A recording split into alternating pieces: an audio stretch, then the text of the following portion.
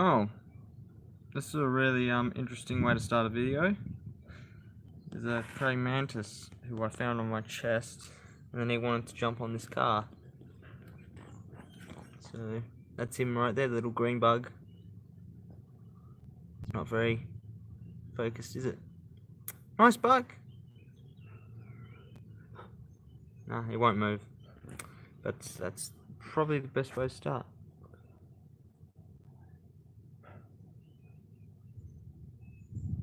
There he goes. On the car. Yeah, that's a Praymantis, which is really cool. Don't often see a Praymantis on your shirt.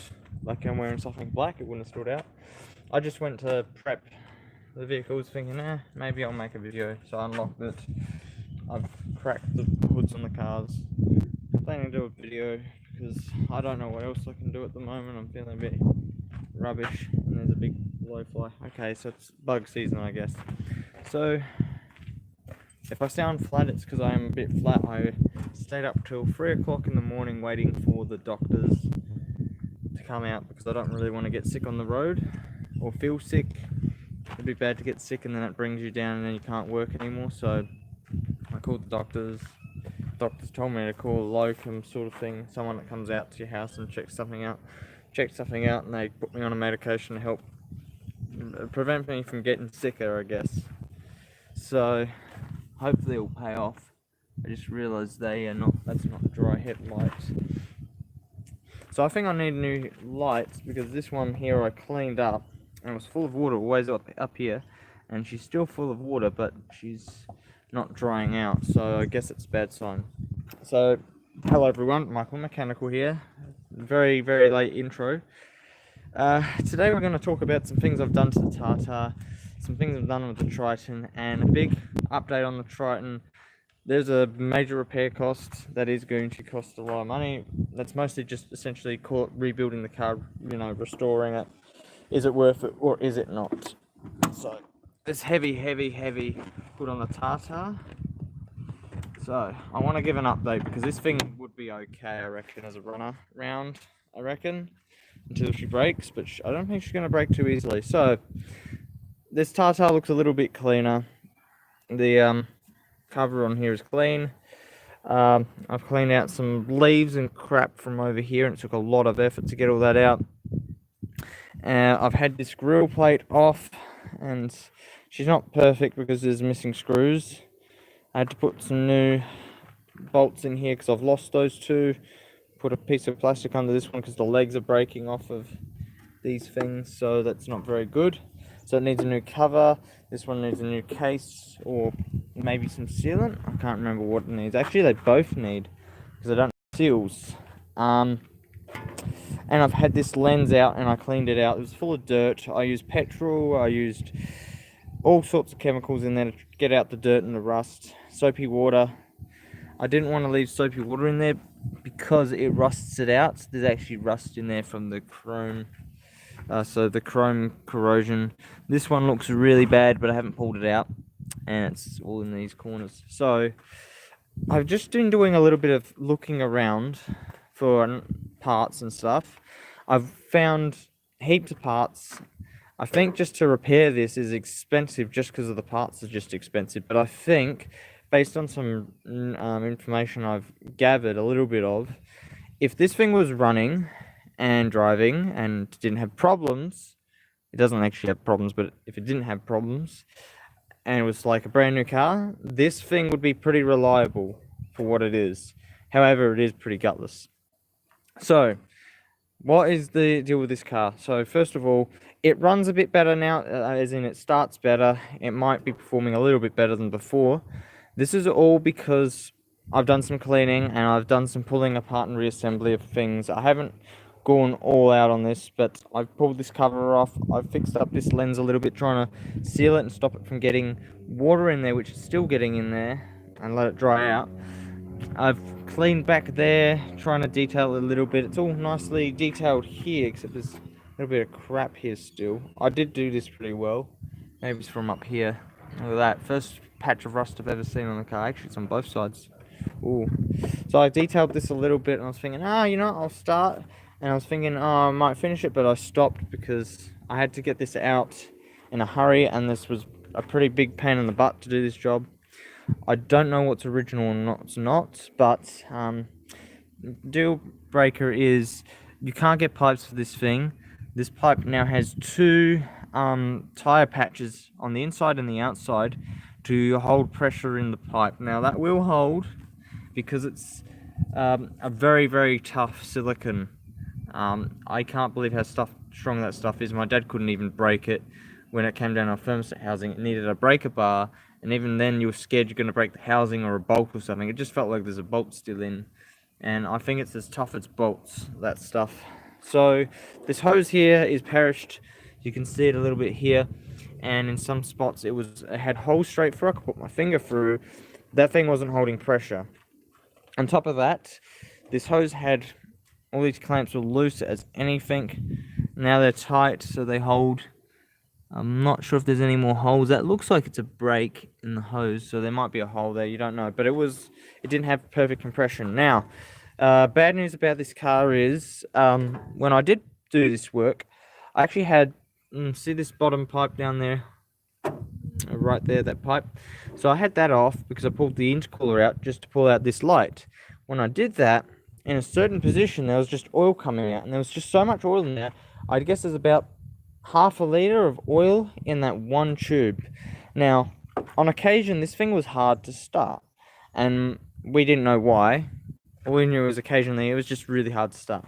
And my guess is, when it was full of oil, it was sucking up the oil, and then when the air flowed by, it came back down, and it's just splashing on itself, the oil, and choking it, so it didn't get really adequate air fuel flow, sort of thing. And so I was struggling to run, because the pipes, think about it like this. Imagine turning down this diameter to something like this, and letting air go through a hose like that. None of these hoses are that small, none of these pipes are that small. They're all like this, and imagine just going through something like that. It would struggle to start, and it did. So now that problem's been solved, there's no oil in the bottom hose, but what we do know is we're going to actually do a modification on this eventually. I don't know when, but if this modification fails, it's going into that Triton right there. So the modification we're going to do is, see this pipe right here? We're going to have to cut it, and then what we're going to do is we're going to put a oil catch can in between one side of the pipe and the other side. Now, if it is oil going through that pipe and getting through here, then it will solve the problem. But if it doesn't, and it's the turbo that's leaking oil into the pipe, then we've got a huge problem. Turbos, don't know if we can repair it or replace it or whatever, but yeah, to do it is going to be a pain in the butt, and the oil catch can isn't going to really benefit us. But if it doesn't benefit us in here, we'll just put a straight through fitting on there, close it up, take the oil catch can, put it in this car, because this car might need it. Other than that, the Tata runs and starts better. I've had everything off of this. I'm not quite sure. I don't know if there's any experts, but there's red brake fluid in here, and I'm guessing it looks, to me, it's really quick. There's thick stuff in here and thin stuff in here. To me, this looks like not brake fluid. This looks more like something else. That was red. That's red stuff in there. Like, that fluid in there is just red. That's the brake fluid, I'm pretty sure. Yeah, this would be brake fluid. And what was funny about it is it's actually red. And I don't know if that's what's meant to be in here. It looks more like automatic trans fluid to me than it does brake fluid, but I'm not really sure on this, because this is a .2, I believe.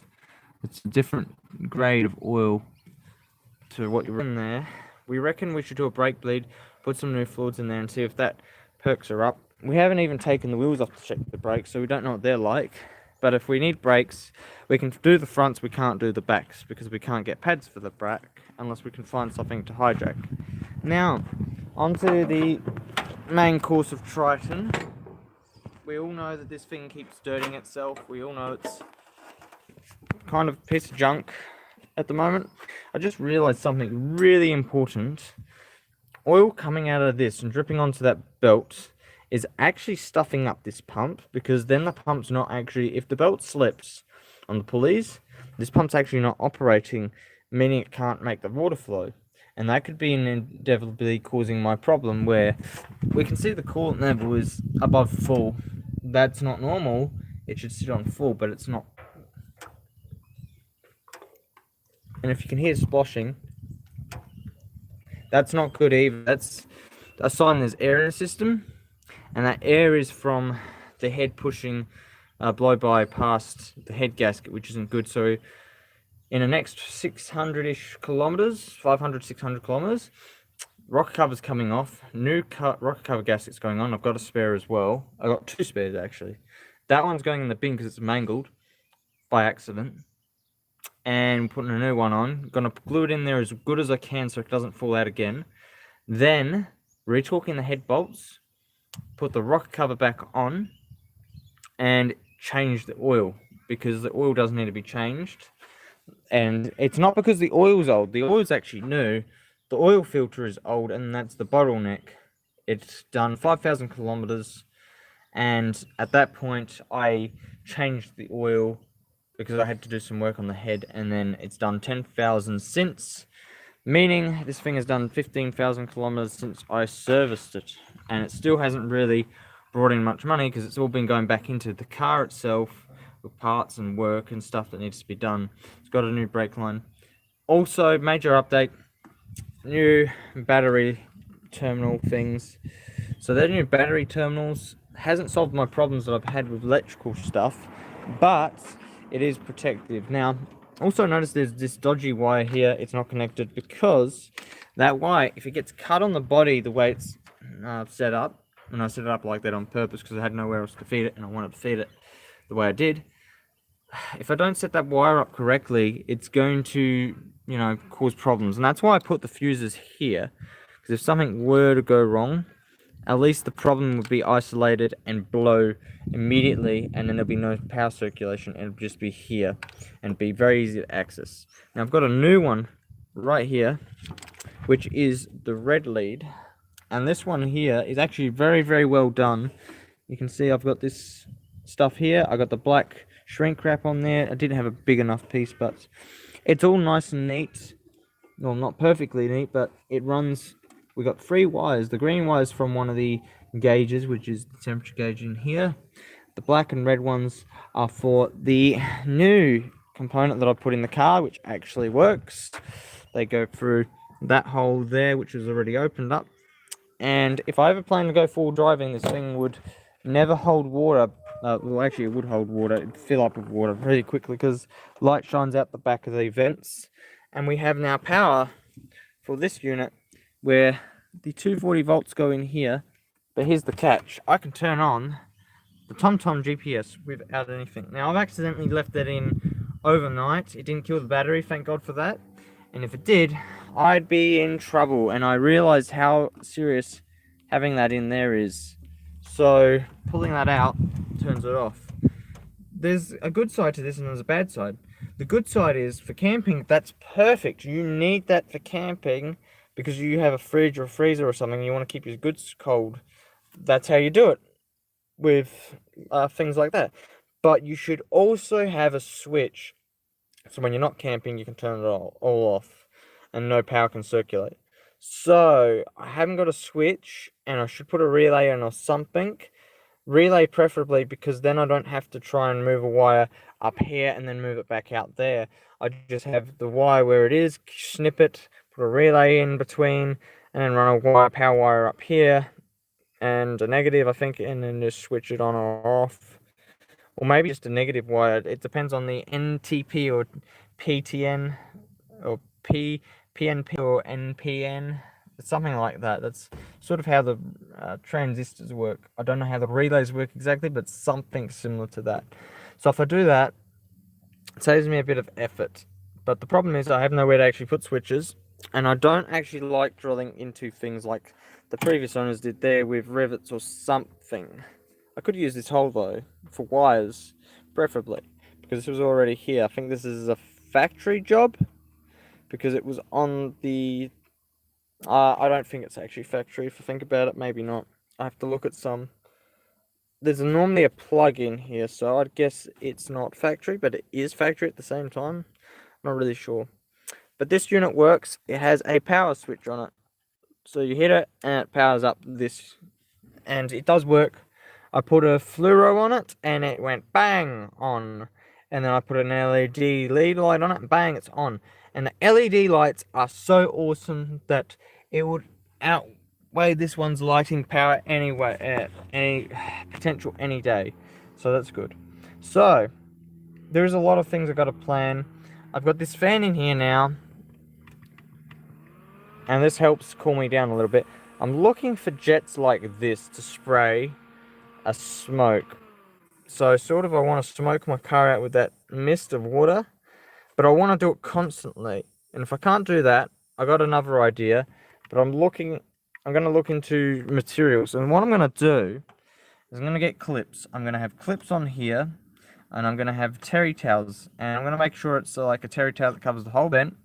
And I'm going to have clips, and then I'm going to have like a fitting or hose or something here, and I'm going to run it all the way over the dash and go to a junction point, go straight up with a clear hose to a bottle up here or something. And then what I'm going to do is I'm going to flip a switch, it powers on or whatever, or opens up the valves, and then water will just flow here. The idea behind it is I'll get a cold bottle, and I'll use the cold bottle, like the ice cold bottle, for cooling. So as it's melting, because of the heat of the roof, it will cool the roof. At the same time, it's going to melt, and at the same time, that cool, melty water comes down to the vents. It'll actually make these vents very, very cold. And I've learned a lot about this stuff. It actually is effective at the same time it's not. I haven't tried it because you don't see no system in here. But I'm only going to do it for these frontal vents because any of the other vents would be just a pain in the butt, I reckon. The top ones there are for defogging. Good putting cold air through them. These ones, I have no idea. I've never felt any air come through them. I think they're just air vents for the dash itself, not for the vents. And then the vents themselves are hooked up to a bunch of hosing and piping and stuff that I have no idea. But an idea I did have was with the misting component. There's two ways I could do this. One, I could put mists in here, or I could put them in here. I thought to myself, why don't I put them at the junction where it blows? So maybe over there or over here. I'm not sure where the pipe starts. I think it's over here the pipe starts. There's one here and one there, something like that. And then I put a jet in one end, jet in the other. And when it's on that, maybe this specific modes, pointing those two ways, or maybe those three ways, then I can have it misting. Or maybe I won't try to go into that complexity, it's too much. Or maybe just have a switch. When it's in these modes, facing forward modes, then you turn the switch on and you can have the cooling effect that you don't get here. And then it just does it, and that'll be cool. So that's pretty much all I've done to the car since you've last seen it, other than the fact that this panel keeps falling off, so I don't want to put it back on.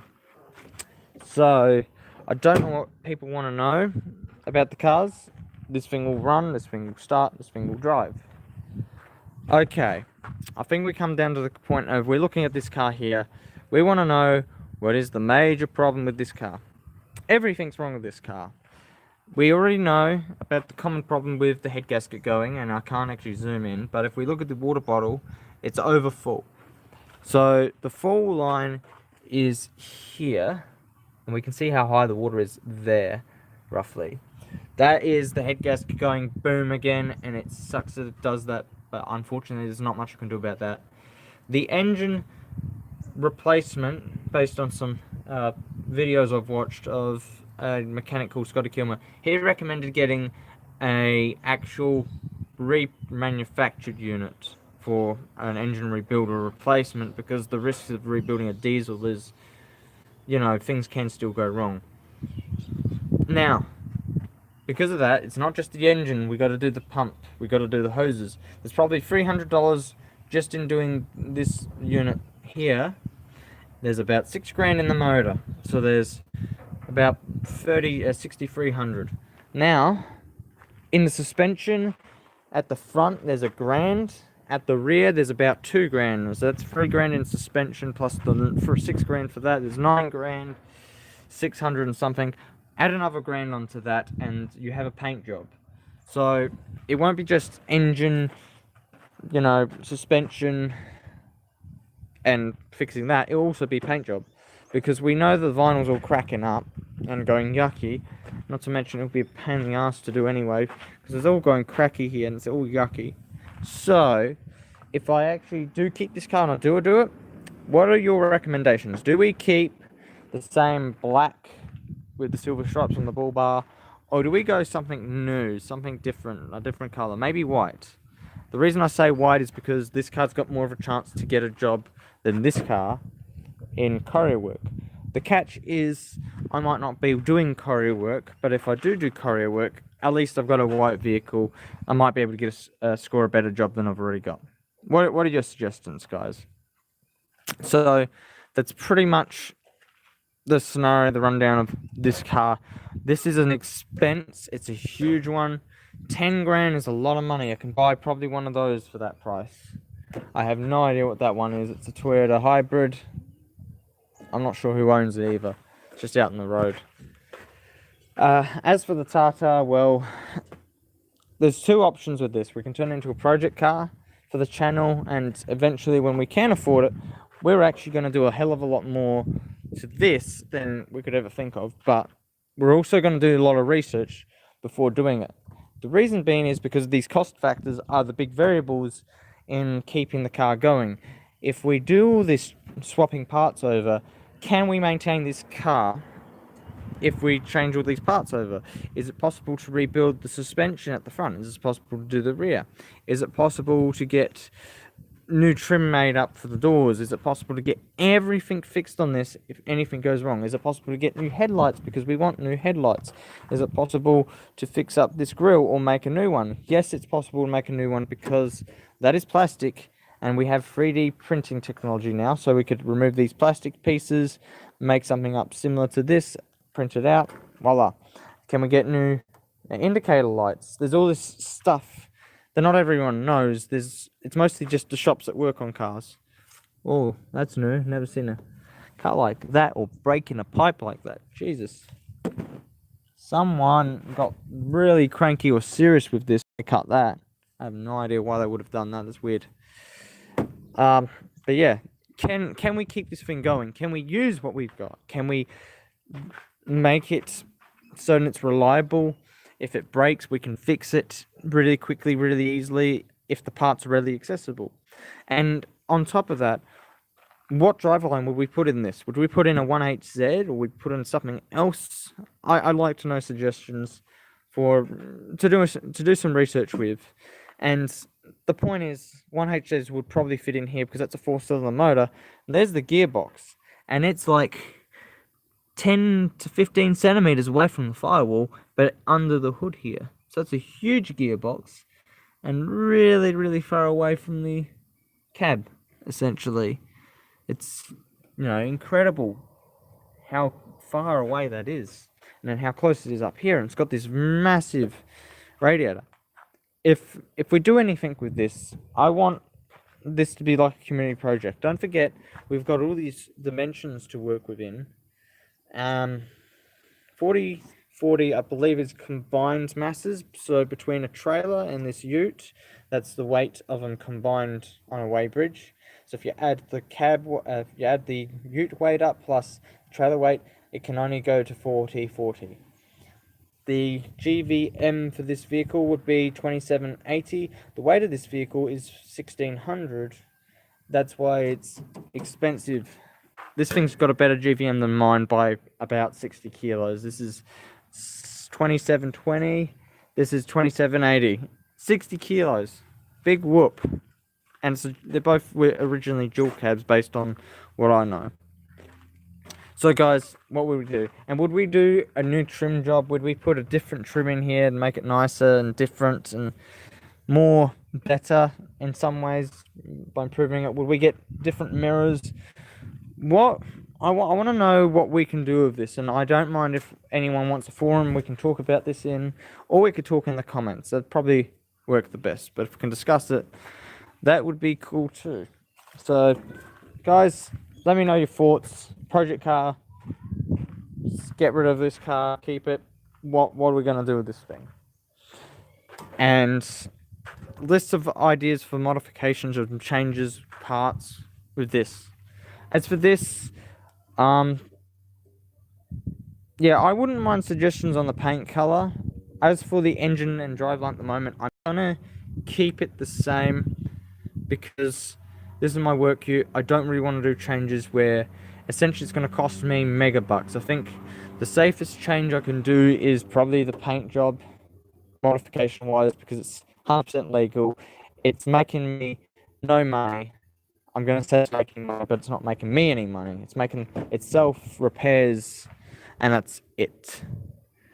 At the same time, it's also dying faster than I can repair it and earn the money to fix it. So that's the really scary thing. It's not dead, but it's not 100% safe to drive. I gotta sometime check out what's going on with the steering, braking, and suspension. Mostly the steering part, because it does have a steering issue, and the braking is a bit weird at the front for some reason, even though it's got new rotors and brakes.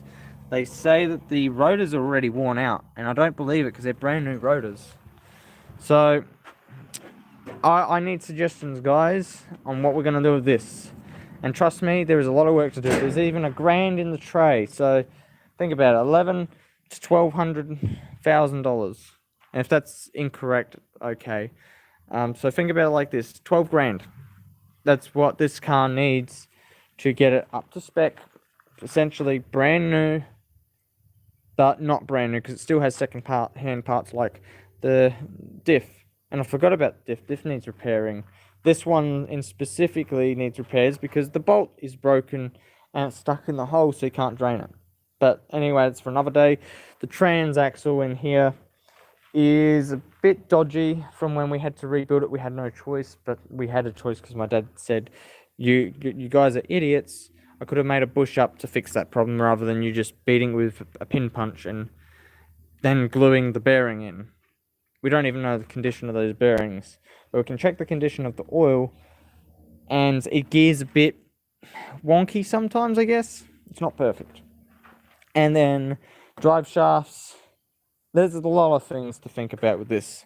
That's the thing about cars. You'll never get rid of all the problems. My next fix on this car, though, and if you guys want me to make a video on it, there's no real point in it, but the next fix on this car is power steering is going to be replaced completely, as in this pump, hopefully this reservoir, and the hoses. I'm actually going to take it to a specialist to do the hoses, and I'm going to replace the pump.